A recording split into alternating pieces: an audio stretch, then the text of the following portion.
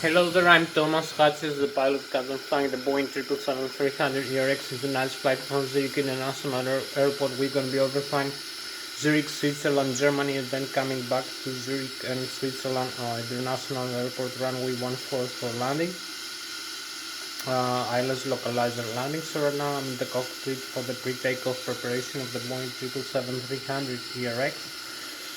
I'm gonna show you the instruments inside the cockpit, like the displays, the primary flight display that displays the air data information and the altitude of the aircraft, and the autopilot and the flight director settings, and the magnetic heading. So also the navigation display, the upper and the lower ACAS and the indication controller system, the autopilot and flight director system panel. I'm gonna show you the thrust levers, the flap settings, the speed brakes, the flight control yoke, the control wheels, the control column, and the rudder pedals for controlling the aircraft altitude in the flight, so having directional control. So I'm gonna show you also the overhead panel, the ADIL, the air data noise reference unit, the electrical system, the left and right engine drive and IDDs, the brake drive generators, the batteries of the aircraft. The IDDs are for producing electrical power for the aircraft. We have the primary flight control computers, the thrust asymmetry compensators, the hydraulic pumps for the left and the right engine, and the standby electric C1 and C2 pumps. We have also other systems like the fire extinguisher systems, the window heat, the electronic engine control for the engines, and the auto start system for the engines. The electronic engine control system that controls also the FAREX, the full authority electronic control computers. We also have the left and the right wing and the center fuselage, the center tank. So we have the fuel tanks and the fuel pumps, the forward and the aft, and the crossfit valves, the low and high pressure fuel valves. I'm going to show you the fuel system and the fuel jettison, how to dump fuel inside. We also have the wing and engine ADIs. We have the pressurized air from the engine and from the auxiliary power unit. We use from the engines the pressurized air, the outflow pressurized air, bleed air for cabin pressurization, for wing and engine ADIs, for the hydraulic system C1 and C2 pressurization, and also for air conditioning and ventilation. So I'm gonna show you that, and we use also the APU powered pressurizer for starting the engine start compressor, the turbo fan turbojet engine that we have, the engine starters. So I'm gonna show you all the systems. I'm gonna start with the primary flight display. The primary flight display that displays the airspeed indicator right now. The minimum airspeed indicator is 30 knots. I'm gonna show you the airspeed state, the airspeed selected from the autopilot and flight director system panel for the speed guidance of the aircraft. I'm gonna show you the barometric altitude above the sea level. So we have the altitude tape. I'm going to show you the target altitude above the sea level, selected from the autopilot and flight director system panel. I'm going to show you the rate of climb and descent tape, how fast the aircraft climbs or descends in tens, hundreds or thousands of feet per minute. I'm going to show you the radio altitude above the ground level. I'm going to show you the ground speed. This all is contained in the primary flight display. We also have the magnetic heading or track, and the heading selected from the autopilot and flight director system panel. So we also have the magnetic north pole and the true north pole, and the magnetic variation depending on where we are in the world. We have the altitude indicator with the pitch ladder in degrees and the bank angle in degrees, and the flight director and autopilot crossbar for the flight guidance of the aircraft, manually or automatically, and the Lszh localizer also for Lszh localizer landing. So we have the angle of attack of the aircraft. We have the flight mode annunciator with the autopilot and with the autopilot, lateral and vertical navigation modes, and the auto throttle, the auto thrust system of the aircraft mode. So I'm gonna start with this primary flight display. I'm gonna show you also the navigation display. The navigation display that displays the airports, the waypoints, the voice stations, the ADS, the weather radar, and the terrain reflections from the weather radar with the sea and the lakes. We have the terrain and the terrain levels displayed with green, red, and yellow. So we also have the range for the terrain and the airports, the terrain map, and also other aircraft that fly around our own aircraft. So you can see here we have the primary flight display with the flight mode annunciator. We have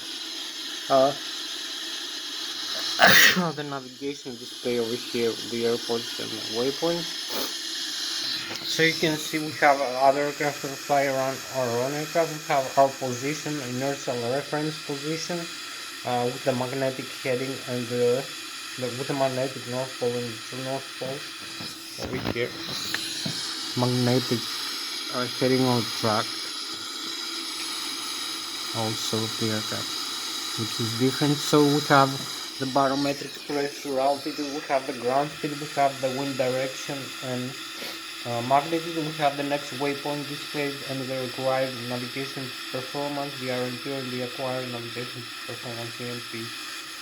So we have also the runway that we're going to select for takeoff from the flight management computer. Is going to be displayed in the navigation display, the airport, the runway, and the waypoints we're going to insert for flying our route from the departure airport to the destination airport and the destination runway.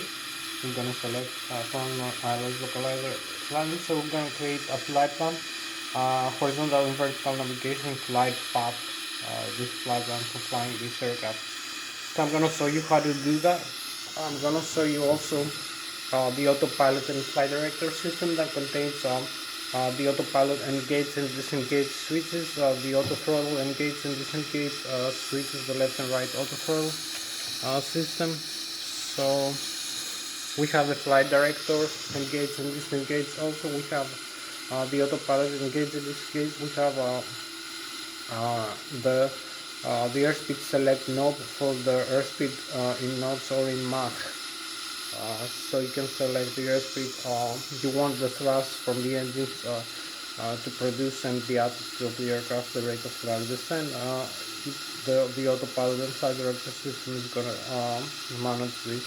So you have also the modes for the thrust, the fixed thrust mode and the variable thrust mode. So you can use fixed thrust mode like maximum climb for climbing the aircraft to the cruise altitude, or idle thrust, it's also fixed thrust mode for descending. And also you can use the variable thrust mode, the speed mode of the aircraft, for cruising or for approach and landing. So you can use also the flight level change, the FLC8, for changing altitude with the speed mode or fixed thrust mode. So you can also use the LNAV and the VNAV, the lateral navigation and the vertical navigation, which takes the inputs from the flight management computer. You can use also the bang angle limit for the autopilot when you fly the cruise level to limit the bang angle limit, and also for the aircraft. And also you can use the heading select knob and the heading hold switch. You can use the vertical rate of climb and descent switch and slider, and the hold mode, and the flight path angle in degrees, so you can manage how fast you want to climb or descend the aircraft in feet per minute vertically, or in a flight path angle in trigonometric angle in degrees. So you can use also the altitude the altitude select node, select the target altitude you want the aircraft to climb or descend, and cruise, and also the altitude hold switch, the Lszh localizer, the warlock switch, and the approach for an auto land using the auto land function of this aircraft. So you can see here we have the primary flight display. As I told you, you can see the panels We have here inside the Boeing 777-300 ERX airplane. So we're gonna fly the Boeing 777-300 ER. The Boeing 777-300 ER aircraft, the Boeing 777-300 ERX of the PNG simulation and Microsoft Flight Simulator X. This airplane is night flight. So I'm gonna show you all the system inside.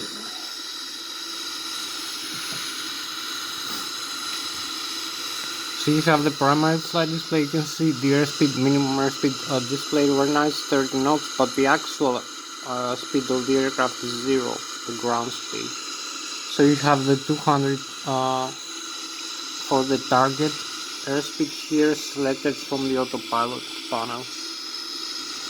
You also have 10,000 feet over here selected from the autopilot panel. This is the altitude of the aircraft. This is the parametric altitude right now that we are positioning, 1,430 feet, which is barometric pressure in the upside atmosphere, 39.92 inches of mercury. This heading is 360 degrees. It's selected, displayed with purple. Everything displayed with purple color is selected from the autopilot, like these crossbars here for the pitch altitude, and the radio altitude is 2 feet above the ground level. So the true heading is 320 something degrees to 323 right now. Magnetic North Pole. So you can see also in the navigation display here, I'm gonna show you later. So you have the pitch altitude here of the aircraft, and decrease the pitch ladder, the bank angle limit, the flight director, then the autopilot, the lateral and the vertical navigation. You have the rate of climb descent tape here in feet per minute, in tens, thousands of hundreds of feet per minute. So you have also the flight mode annunciator with the autopilot and the auto throttle modes. So you can see the takeoff go around now, only can be armed. The takeoff go around is this switch over here. You have to press in the thrust levers, so it will arm the maximum thrust for takeoff with these settings for this aircraft right now, this weight and this altitude. So you have the navigation display here. You can see other airports, the terrain map. So you can see the radar reflections from the terrain in front of you, like in 180 degrees approximately. So you can see the range here, 160 nautical miles right now, 320 after the next one ring over here. So you have the airports. You can see pretty much here is the Switzerland area, here is the France, and here is Germany. So you have France, Germany, and Switzerland. In the middle you can see the terrain level, 6,100 feet maximum. With red is the mountains of the Alps, the yellow is the intermediate, and green is 0 feet right now. You can see the airports, the position of the aircraft, the inertial position, the RMP and the NP, the required and the acquired navigation performance, and the GPS over here.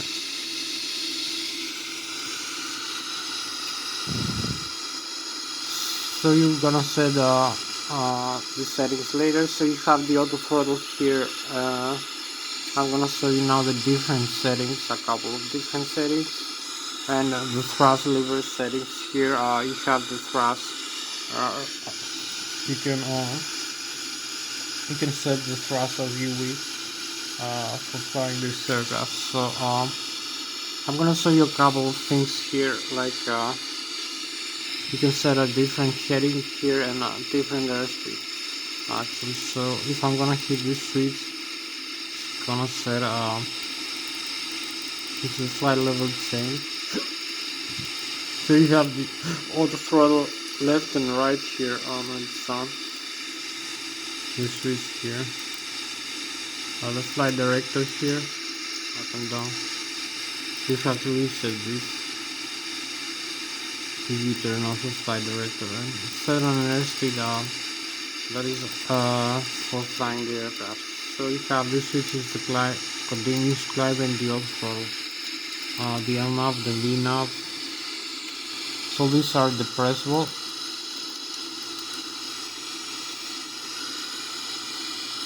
It's heading on the track here. You can select the bank angle limit. You can select the heading here for the runway takeoff. Like 136 degrees. You can just select this mode. You can select it on. You can select it by pressing or by selecting another mode. You have the flight level change. You can select here a different altitude here, like 35,000 feet. You can select here the vertical rate of climb and descent. So I'm gonna leave this like that. The flight level change and this heading. So now you have this for flying manually. The flight director, 35,000 feet with 252 airspeed. So you can select hundreds also. 1, 2, 3. So you have 35,300 now. You can select also the heading as I did here, 136 degrees for the runway here. The barometric setting here is 39.92 inches of mercury. So you can set it in hectopascals here instead of inches of mercury. Here you have 1013 hectopascals. You can reset in inches of mercury. So you can set the a couple more modes here. Instead of having flight level change, you have the altitude hold now. So I'm gonna set again. This is the flight path angle, and you can select flight path angle in degrees, FPA. Descent like -4 or plus 3.8, 3.9. Descent and glide. So you have the FPA now with the heading hold. So you have also the FPA here.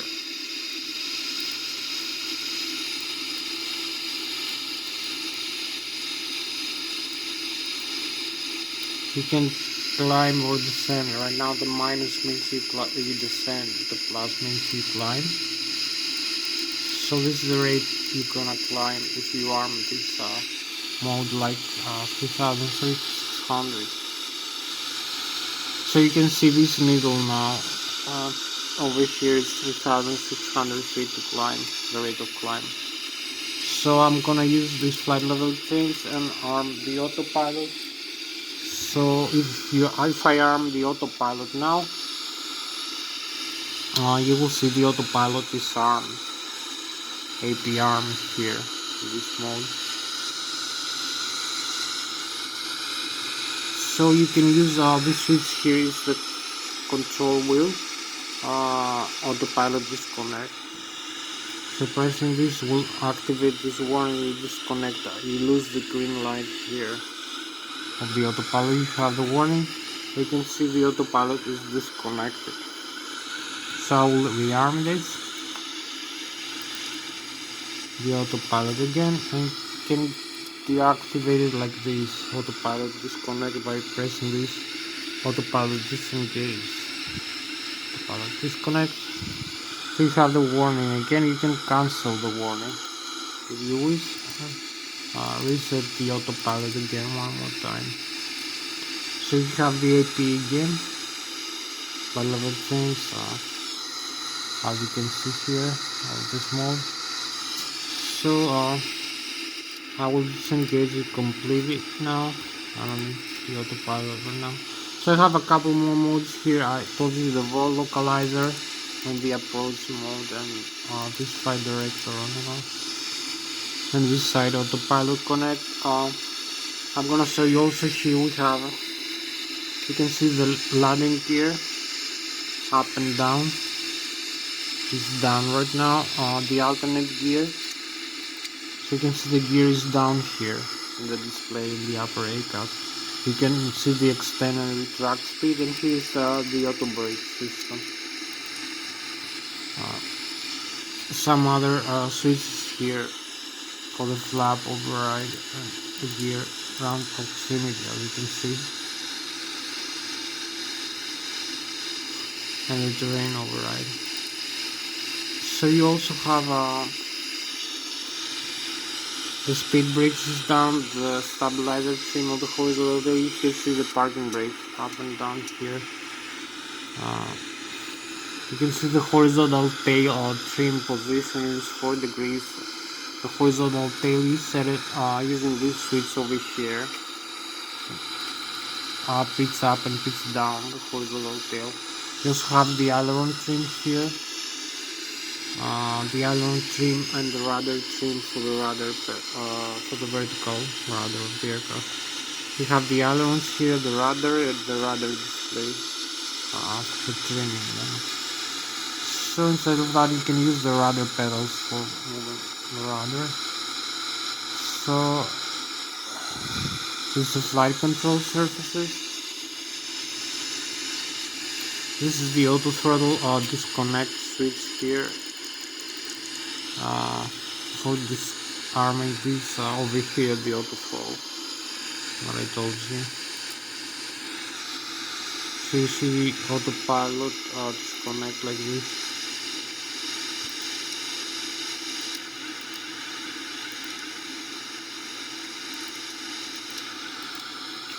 We have it disconnect again in the warning. We don't need that.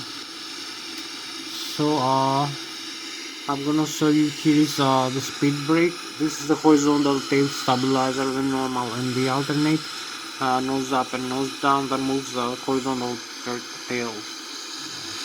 Also, you can use this switch. This is the horizontal tail stabilizer disconnect for the electric trim.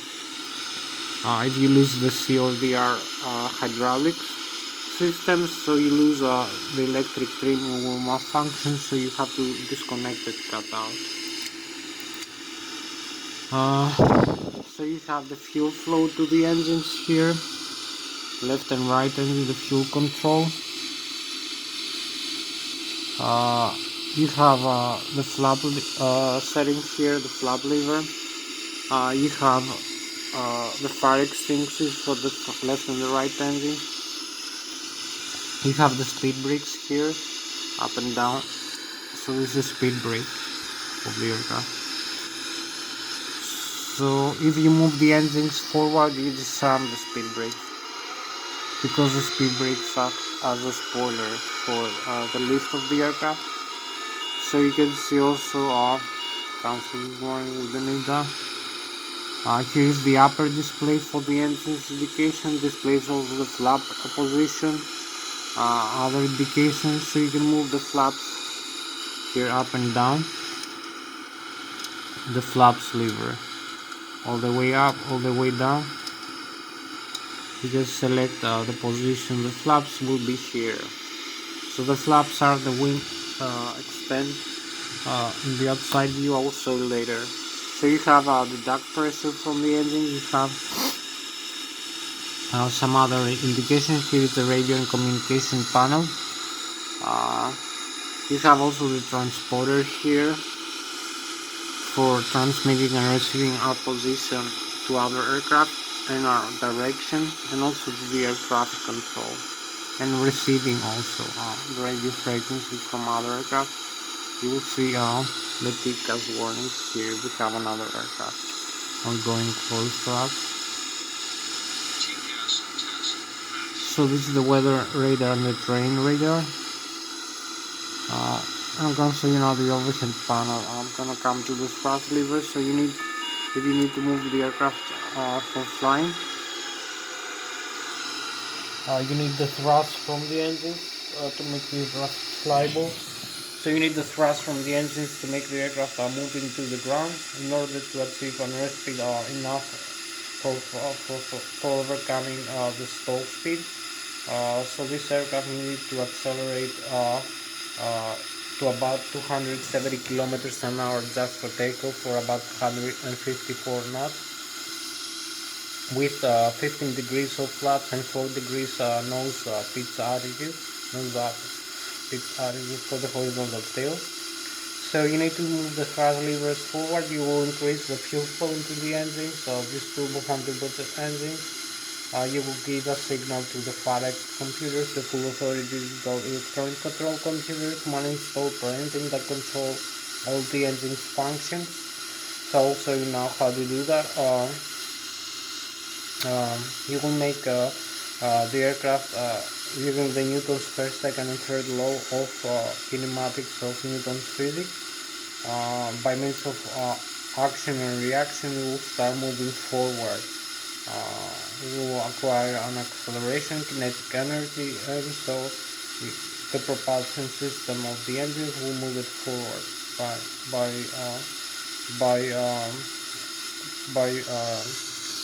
compressing the air from the forward fan blades all the way into the high pressure compressor and turbine with low pressure compressor turbine, and will eject this air backwards from the exhaust of the engine. So you need to achieve an airspeed of about 270 kilometers an hour, 154 knots with this aircraft setting.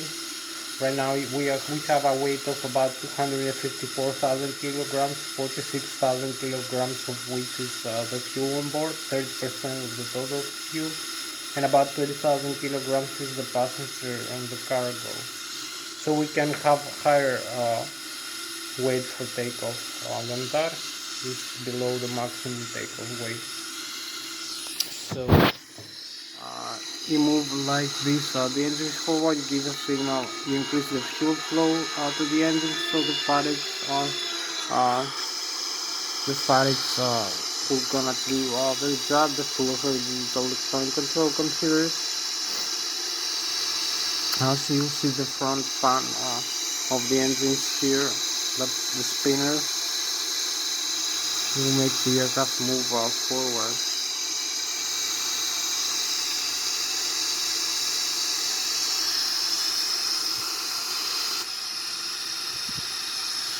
So the Flughts are the full authority digital electronic control computers, one installed per engine, dual channel with dual channel redundancy, one channel fails, the other takes over. That controls and monitors the N1. The N1 is the low speed, low pressure compressor stage of the turbo-contributed engine, the exhaust gas temperature, the N2 with high speed, high pressure compressor stage of the turbo-contributed engine, the oil pressure, temperature, and quantity. And pressure, temperature, and the vibration of the N2 stage of the engine, and also regulates the outflow valves of compressor inside the engine, the outflow valve and the release valves for relieving the engine's stators and compressors from excessive pressure, and also for increasing the pressure we have an under pressure for engine. And also these outflow valves supply the pack system, the cabin pressurization system, the hydraulic C1 and C2 pressurization, the wing and engine at the ice, and the air conditioning of the aircraft. So it also regulates the fuel flow into the engine, so the engine start and engine shut down. So I'm going to show you all these things in the upper and in the lower ACAS and indication through our upload system. So you can see here we have the upper and the lower ACAS. We have the display of the N1 low speed, low pressure compressor stage of the turbofan engine. So if I move the thrust levers forward like this, you will see a new target setting for the thrust, commanded thrust, and the actual thrust takes some time. Now it's the idle, then moves down. So you can see also the exhaust gas temperature. You can see the yellow and the green and the red are some limits. N2, which is the high speed, high pressure compressor stage of the turbofan engine, the fuel flow per engine per hour, the oil pressure, oil temperature, oil quantity, and the vibration of the engine stage of the engine. So you have also the total fuel quantity, the temperature of the fuel, the duct pressure, the outflow pressure from the engines that is used for cabin pressurization. You also have the APU for engine starting. So you have also the thrust reverse. This also engages the speed brake. You'll see the reverse thrust over here with green. So now we have the reverse over here signal to the engine. You can see the blockade doors are open. So you disarm these, arm it again. You see how the thrust reverse works. Disarm it one more time and arm it again.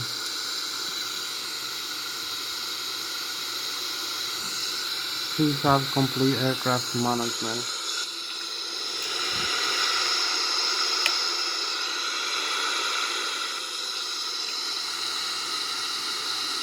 So now we'll show you the flight controls of the aircraft.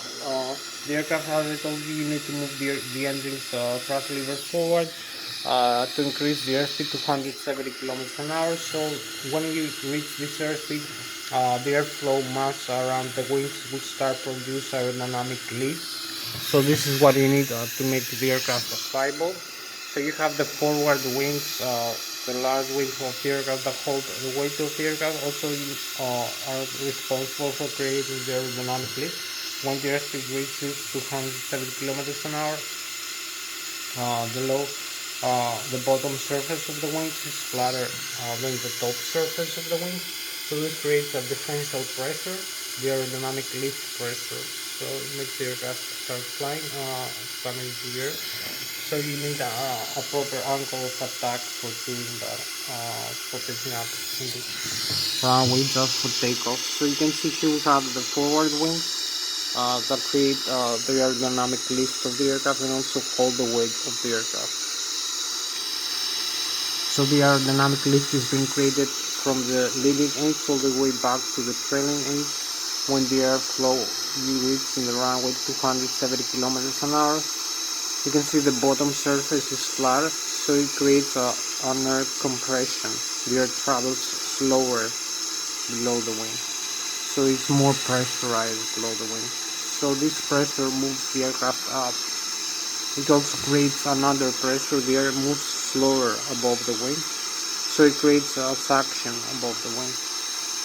So this is the aerodynamic lift component. You also have the maximum aerodynamic lift here in the 25% of the mean aerodynamic chord, which is the position of the maximum aerodynamic lift, and also is used for calculating the angle of attack for stalling the aircraft here, and also the center of gravity, the aerodynamic center and the geometric center of the aircraft, and the center of gravity for calculating other things like the moment arms forces into the horizontal tail and the vertical tail, and also the ailerons and the spoilers for having directional control around the aerodynamic center and the vectors from the engine. So you have quite many vectors from physics to create the aeronautical and aerospace engineering, and also you need as I told you, the moment arms, forces in the horizontal tail and the vertical tail. I'm going to talk to you about that now to show you how to use it. So you need also to overcome the stall speed. If you have the lift overcomes the weight of the aircraft, that is the mass times the acceleration of the gravity. The thrust from the engines overcomes the drag, the skin friction into the aircraft from the air. So you need also to overcome the stall speed. When you take off into the runway, if you try to take off to less than 154 knots or 107 kilometers an hour, you're gonna stall the aircraft. The stall speed is an airspeed at which, given an angle of attack of the airfoil of the wing of the aircraft, the airfoil is gonna stall, so it won't gonna make the aircraft go back, fall back into the ground. So you need to overcome the stall speed all the time you fly this early. So you need also to pay attention to this in the primary flight display. This is the control surfaces of the aircraft. So you can see I'm using this control yoke here, and also I'm using this side stick here for controlling the aircraft in flight, on directional control of the aircraft. So you can see I'm using this Logitech Extreme 3D here. You can see I can pitch up and pitch down the aircraft, climb and descend like this. This is for the simulation. And also the rudder pedals, and also bank roll left and bank roll right. So you have full control of the aircraft in flight.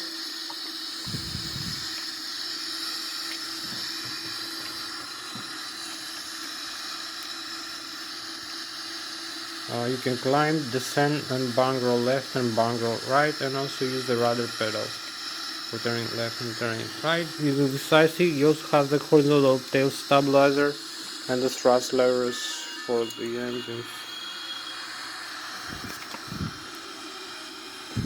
So you can see the side stick deflection is proportional to the control yoke of the Boeing 777-300 airplanes. So I'm gonna show you now the other side is pretty much the same. So you can see here we have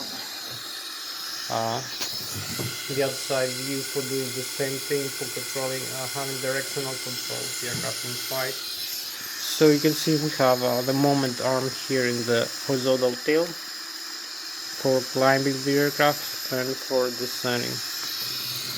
We have the climb, descend, the elevator and the horizontal tail, and the rudder, the vertical tail. And you also have the other ones and the spoilers.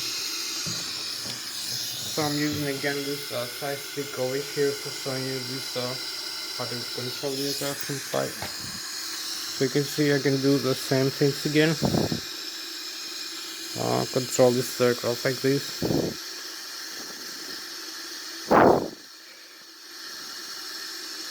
So you can make turns, you can climb, descend, and also hold neutral altitude to the desired path. So I'm gonna show you now the inside part of the aircraft, do a display of the systems and the engine start demonstration. So this is so much for the flight control display. So I'm gonna have to come now inside.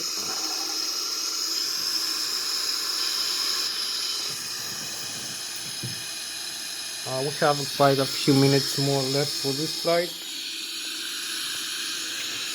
so I need to be a little bit faster. I will show you the overhead panel here, how to start the engine. So we have also this view here, the overhead upper panel. So we have the inside of the cockpit. Over here you can see we have this nicer view. We have the autopilot here,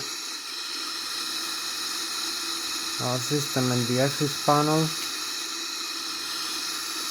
So I'm gonna show you the indications here.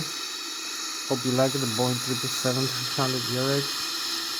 So you can see all the instruments are set correctly. So I'm gonna use the flaps up to the 15 degrees here. You're gonna see the setting going to 15 degrees. So you have the fuel control, you have the stabilizer trim here, normal and cut out. You have the parking brakes up and down. You have the thrust levers here, so you see the thrust increase when you target, and also the speed brakes.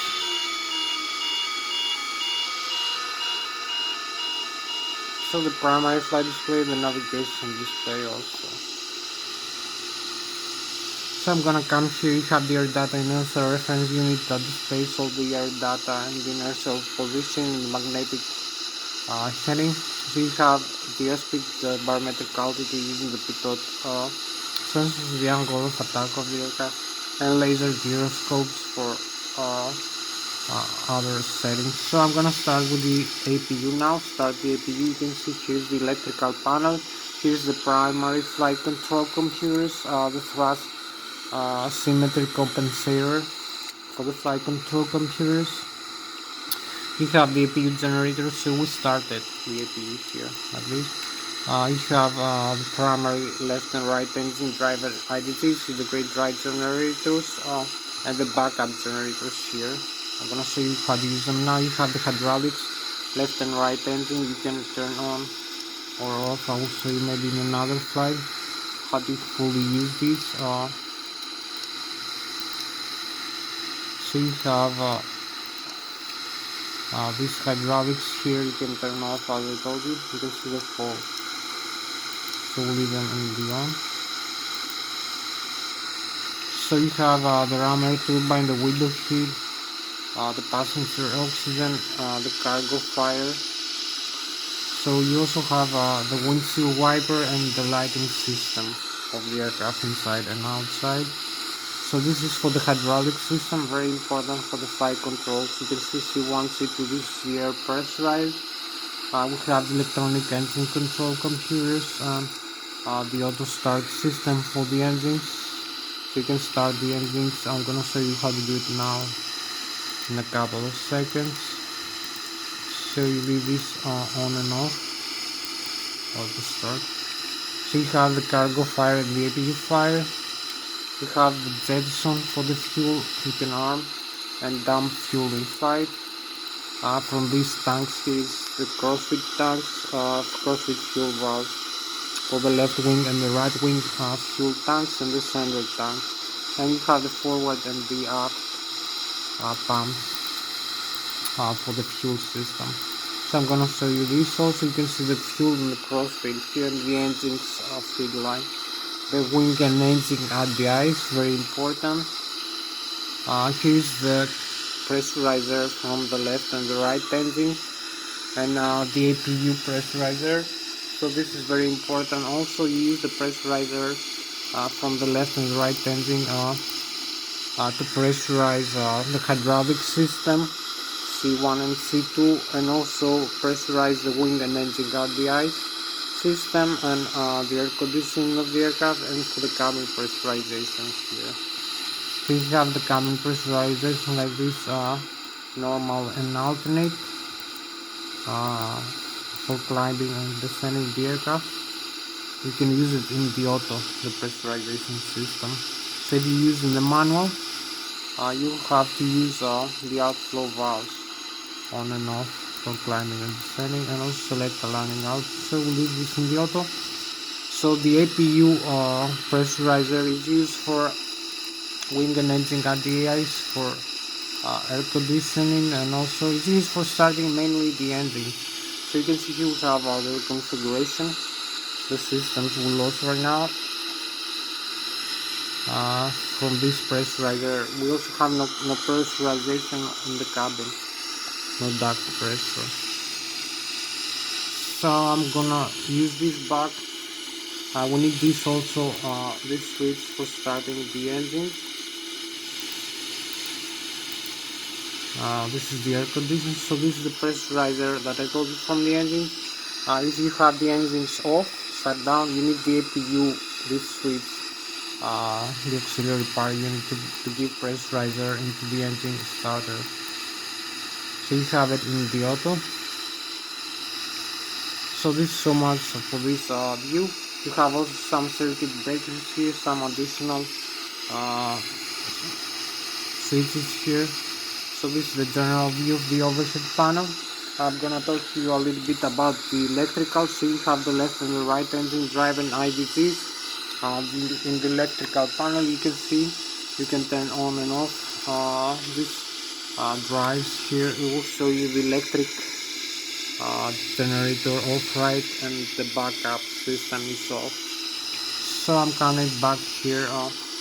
This is the engine drive and electrical. This is the engine drive and hydraulic and the backup. So you have the engine drive and IDCs in the great drive generators, 120 volts to 200 volts, 120,000 kilovolts each engine, or 120,000 watts of 400 Hz frequency alternate current, constant frequency 3-phase.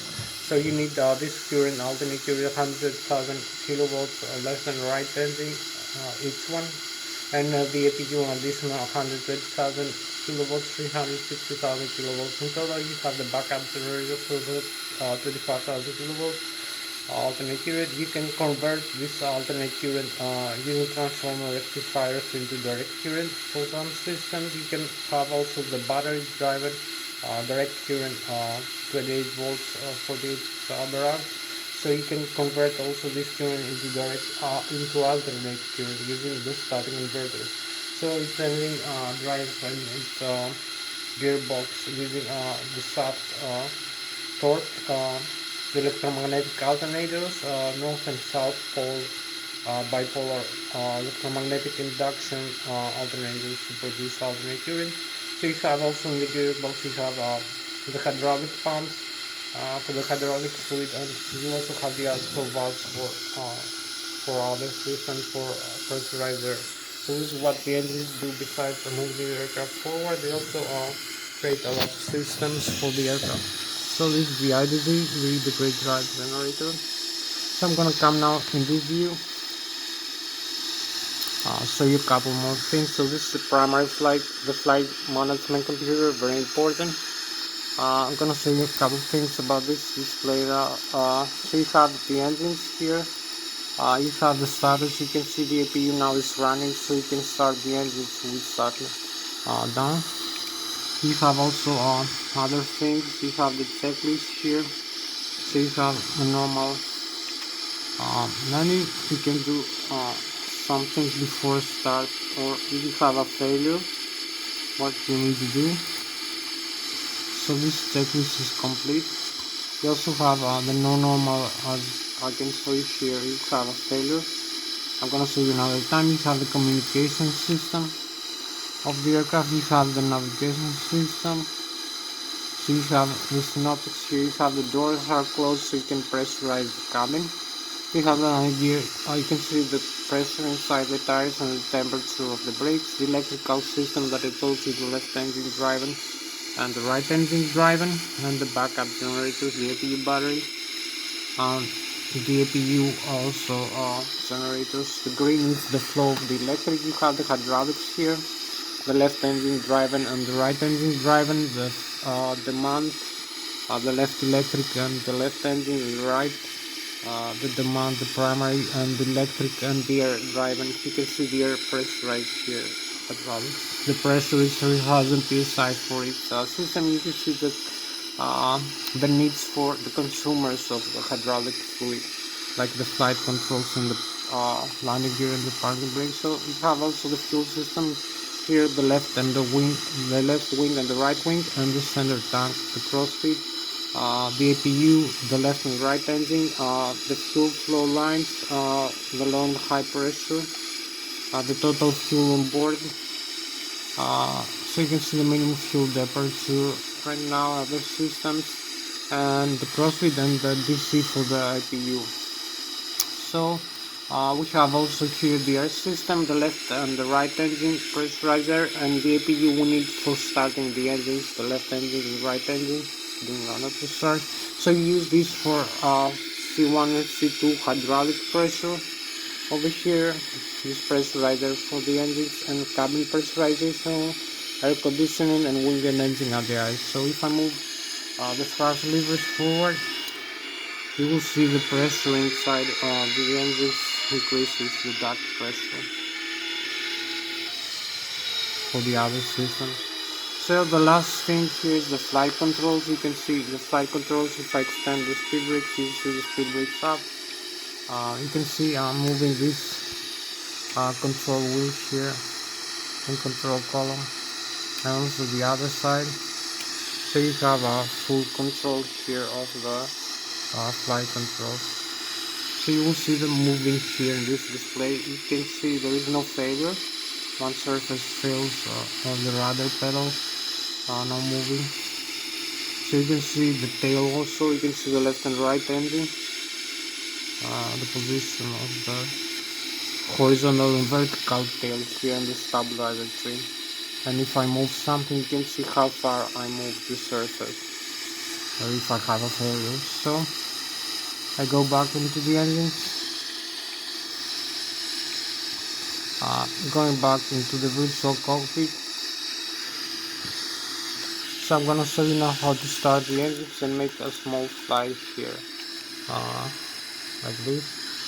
So you can see where we are right now. I'm gonna start the engines. We have a few more minutes left to go for this.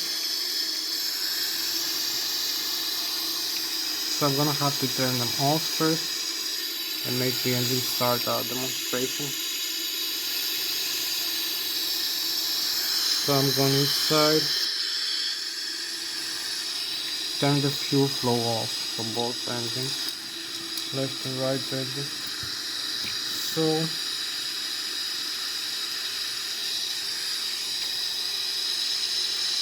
you will see the left and right engine going down, the N1 decreases, the exhaust gas temperature, the engine shut down, the duct pressure also, the N2, and the fuel flow is 0 over here. The oil pressure, oil quantity, vibration into the engine. So you can see the reconfiguration in the overhead panel that we have. So I'm gonna start now the left and the right engine, auto start system. So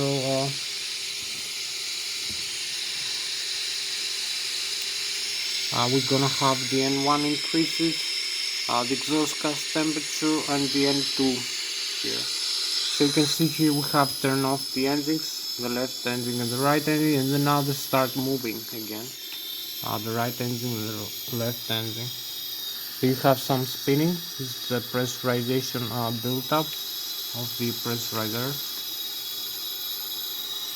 Some coming inside. You can see there is no fuel flow now. We have stabilized the engines for start, so we can start the fuel flow again.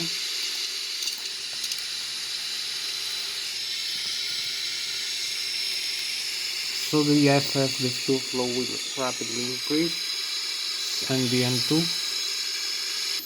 So you see here now we have the spinning increasing. So this is it. We got the engines moving. So now we can take off. We have full engine right now, thrust and electric power. So we only need to do one last thing here. I'll set up this. This is the primary flight computer. I need to set it for takeoff and flying. So we go to the FMC. You can see the model here. I go to the position, initialize Lszh, the reference airport, setting initial position.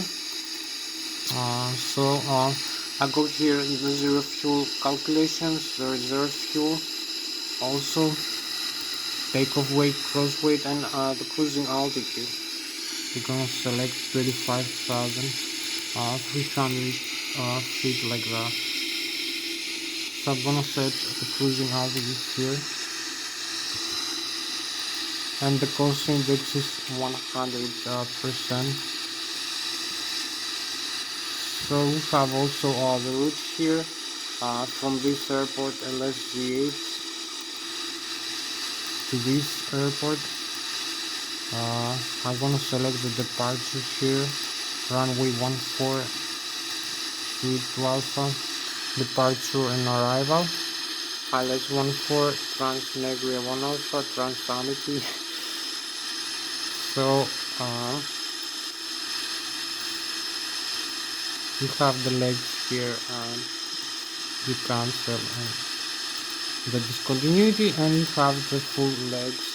You only need, so this is the complete route. I'm gonna show you the navigation display. So you need to set the flaps for takeoff 15 degrees, center of gravity 26% with this trim, 4 degrees trim, and you have the takeoff speeds and the flight speed. So V1 133, 140, 154 knots here, this takeoff weight. So you have the legs here. You have, now we are ready for takeoff. So here we are, ready for takeoff here. So we only need to taxi to the runway now, over here, for the takeoff. So disarm the parking brakes and go. We have like a few more minutes left to go for this flight. So I'm using also this tiller here, this steering wheel. all the nodes will obviously of the aircraft.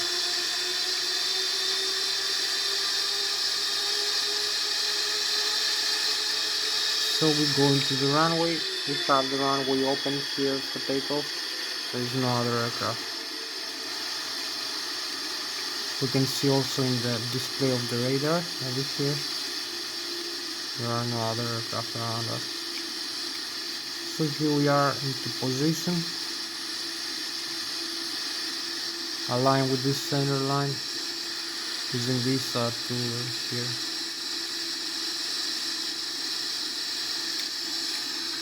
So you use the parking brakes again.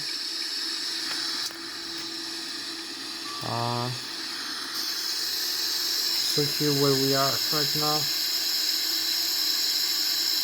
and where we're going out into the runway. So we're gonna take off like this.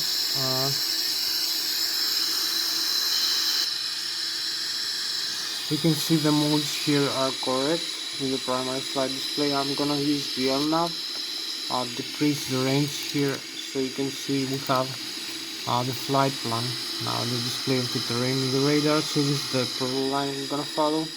So the pitch trim is correct, the flap setting is correct, so only use the thrust levers forward. So we have the takeoff thrust from the engines, and disarm the parking brakes and go align a little bit more with the runway.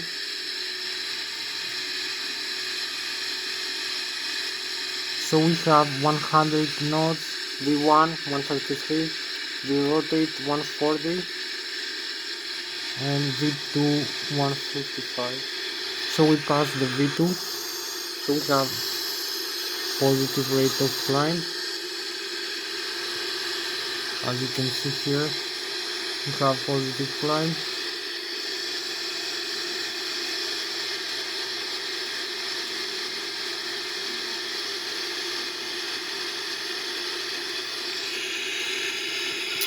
So we drag the landing gear here, and we can see we are 2,000 feet above the ground level, but 3,900 feet above the sea level. 2,500 feet, 4,000 feet above the sea level, but only 3,000 feet right now. About so we are having 200 knots, climbing with 7,000 feet here per minute, 6,800. This is the rate of climb here.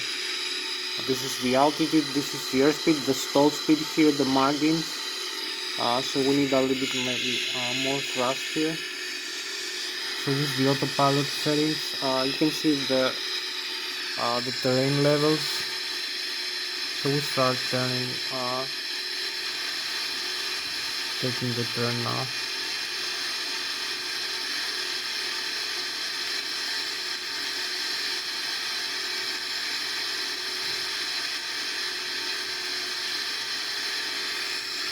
So we're having got like about 15 more minutes left for this flight. So this is the turn. As we keep climbing.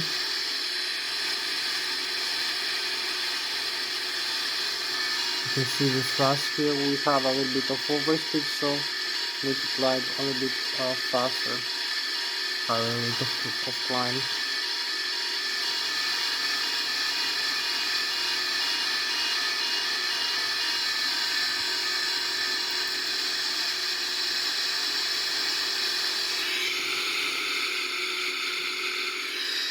So here we go. We leave the airport with beautiful view behind us. We also have some nice view outside. We have the airport here. The Boeing 777-300 our airplane as we climb through the sky. You can see Zurich and Switzerland here.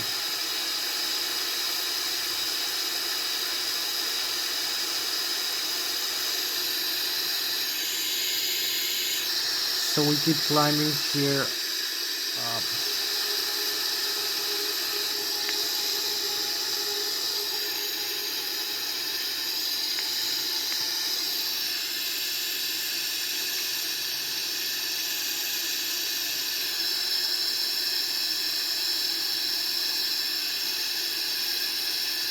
So this is a nicer view here of the Boeing 777 300 ERX. We fly with about 600 kilometers an hour right now. 600 kilometers an hour. So this is our airspeed right now. I'll be climbing up to about 35,300 feet. And this is nicer views. So this is our spacecraft for tonight, the Boeing 777 300 ERX, as we climb into the galaxy. I was flying for Switzerland into Germany. Here we have another aircraft. So I'm going inside just to see.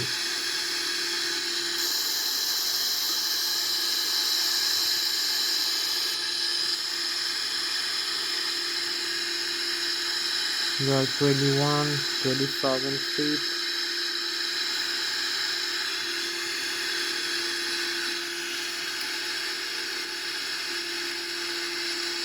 We have another aircraft here.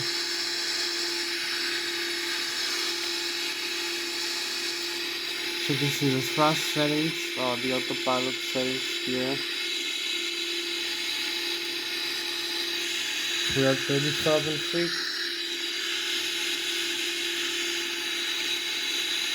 So we have pretty much like 12 more minutes for this flight.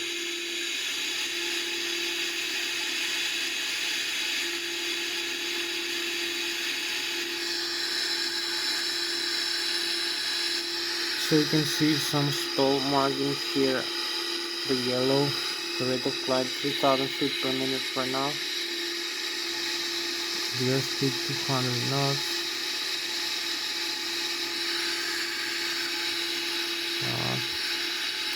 Need to be overflying this waypoint now. We need to fly direct into, exit it, and also select the surface here for landing. So we go into this waypoint, 33,000 feet right now. So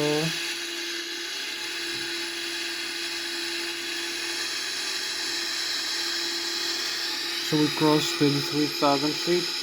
We're going up to 24. So we have the chemtrails now in the country. This is a beautiful view.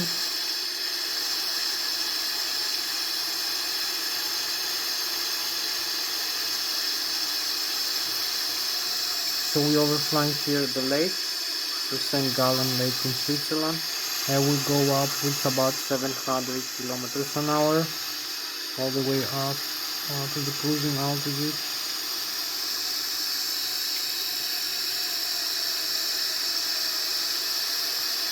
So we need to level off pretty much about here.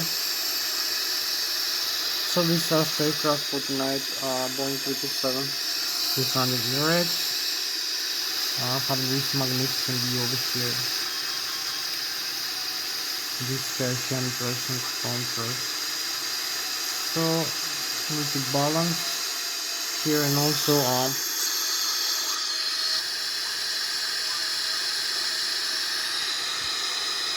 we are in the altitude here of the fine altitude. So we have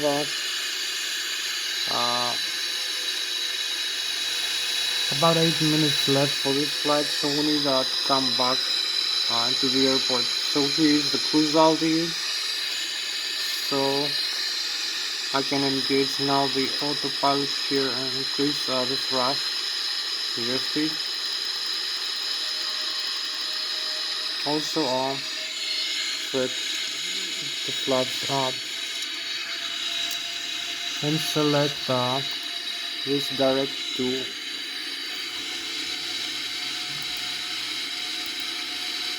the C114. So we're gonna fly direct into the runway here, into this line.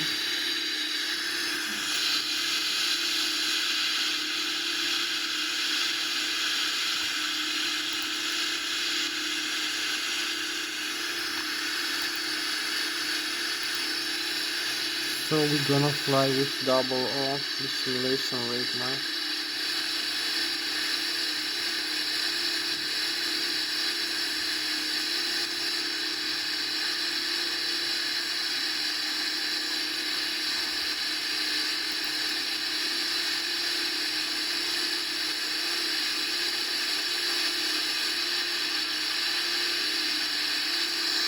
So we keep flying over here, over flying and we have like a few more minutes to go.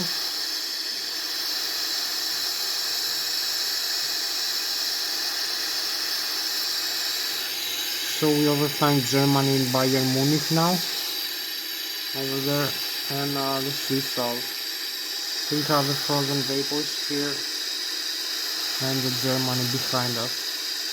We go now with 900 kilometers an hour, overflying Switzerland again, and this is our phaser of 900 kilometers an hour, 600 meters per second right now. This huge airspeed, so we need to come back for landing as we go to the next waypoint. So we select lower altitude now.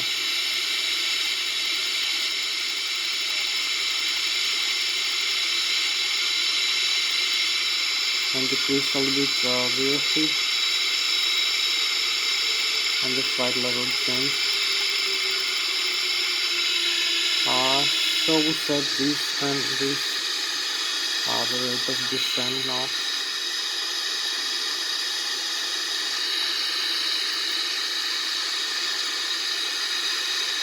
So we have like a few more minutes left to go.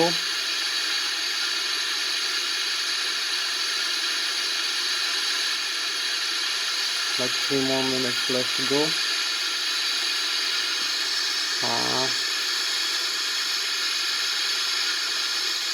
We need also to set the flat setting. The landing gear is down.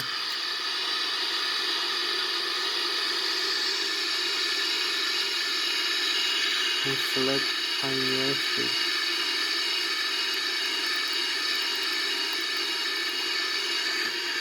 So you select also the Lszh localizer here.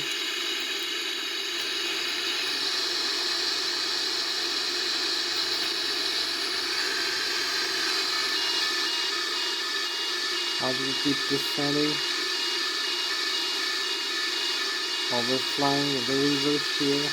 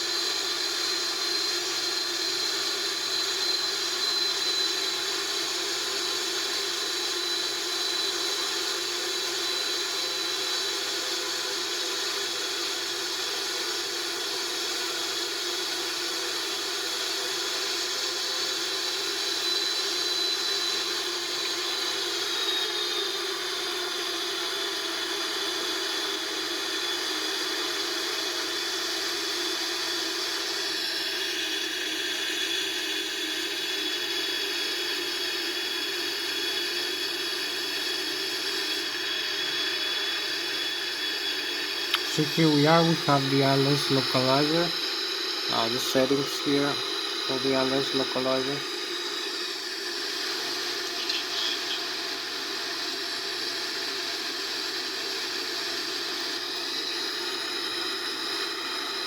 We are 2000 feet above the ground level. This is a glide slope and aligned with the runway.